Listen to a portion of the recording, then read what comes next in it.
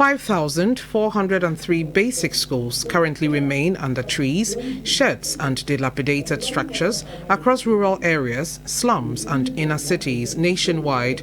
According to research findings presented by the Africa Education Watch, inequitable distribution in education resources deepens the inequalities in education outcomes and socio-economic development based on just background and geographical location.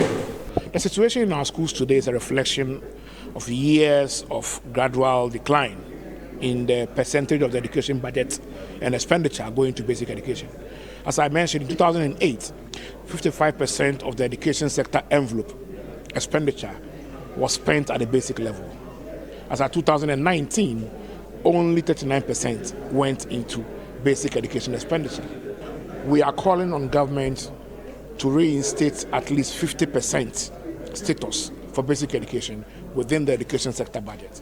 Findings reveal that the basis of measuring growth in public basic schools, such as government allocation and pass rates in the BECE, does not depict the real impacts of deprivation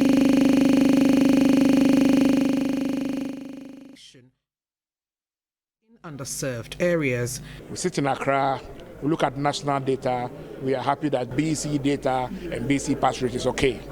But the fact is that there are districts that are scoring 1.9% in BECE. That's absolutely good. We must be more interested in the equitable distribution of education outcomes, ensuring that schools in deprived districts are having good results and good investments. Member of Parliamentary Select Committee for Education, Joseph Kuma, agrees with the 50% proposition and adds the GET fund must be uncapped.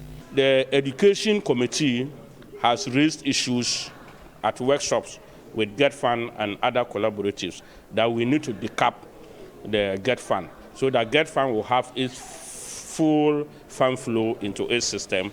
Then we'll use it to develop infrastructure. Aside that, the only way we can go, as I propose at this workshop, is for Eduwatch and other collaboratives to come together and take a national crusade for fundraising for us to be able to. It's appalling when you listen to the researchers, the sort of schools we have under trees, almost 5,000. The Eduwatch has requested that government provide the 10% teacher allowance instituted 15 years ago to make sure that teachers do not only transfer to deprived and underserved areas, but remain there to provide the much needed responsiveness in the public basic school education system. For TV3 News, Nancy Vokania in Accra.